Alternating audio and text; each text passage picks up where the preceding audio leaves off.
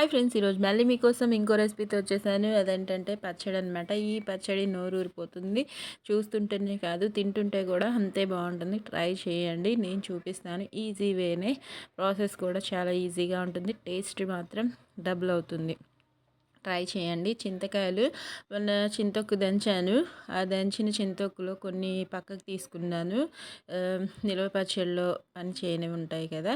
బీరకాయ హాఫ్ వంతు, టొమాటో, పచ్చిమిర్చి యూస్ చేసి ఇప్పుడు పచ్చడి చేసేద్దాము. ఎన్నెన్ని వేయాలో చూపిస్తాను.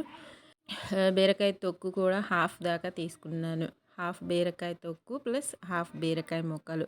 ఇంకా అవి నీట్గా కట్ చేసి పక్కన పెట్టుకున్నాను. ముందుగా కళాయిలో నూనె వేసేసుకొని పచ్చడి ఎలా చేయాలో తెలిస్తే మనకి చేసుకొని తినడం ఈజీ అవుతుంది. అసలు ఇలాంటి పచ్చడి మీరు ఎప్పుడైనా ట్రై చేసుంటే కామెంట్స్లో పెట్టండి. నేను చేసిన విధంగా చేయండి.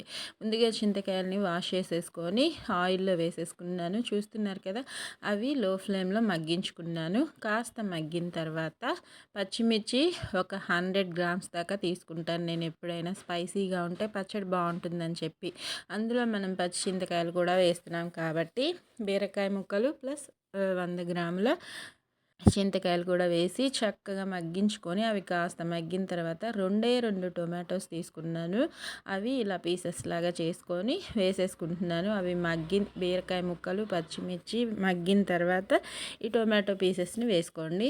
అవన్నీ కలిపి లో ఫ్లేమ్లోనే మగ్గించుకోండి. అప్పుడు మనకి బాగా ఈవెన్గా మగ్గిపోతాయి.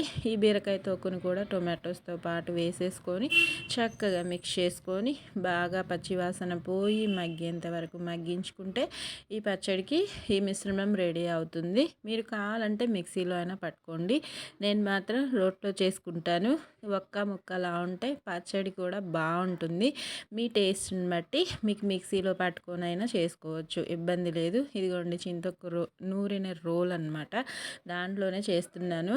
ఇంకా ఉప్పు తగినంత వేసుకొని ముందుగా చింతకాయలని, పచ్చిమిర్చి, బీరకాయ ముక్కల్ని వేసుకొని వెల్లుల్లి ఒక హాఫ్ గర్భం అంత వేసుకున్నాను. అది కూడా వేసుకొని నలిగేంత వరకు మొత్తం పచ్చడిని ఇలానే దంచేసుకొని రుబ్బుకుంటే ఇదిగోండి చూపిస్తున్న విధంగా కచ్చాపచ్చగా దంచేసుకుంటే మనకి పచ్చడి రెడీ అవుతుంది.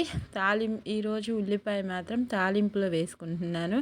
ఎప్పుడు ఒకేలా తిన్న ఫీలింగ్ లేకుండా తాలింపులో ఉల్లిపాయ వేసుకొని హై ఫ్లేమ్లో 2 మినిట్స్ ఫ్రై చేసుకుంటే సరిపోతుంది. ఒక్క రెమ్మ కరివేపాకు సరిపోతుంది. నెయ్యితో తాలింపు వేసుకుంటున్నాను. సూపర్ టేస్టీగా వచ్చింది పచ్చడి అయితే. నెయ్యి 1 స్పూన్ వేసుకొని జీలకర్ర కూడా ఒక 1 స్పూన్ దాకా తాలింపులోనే వేసాను. కావాలేం వేయట్లేదు. ఎండుమిర్చి కూడా వేసుకుంటున్నాను.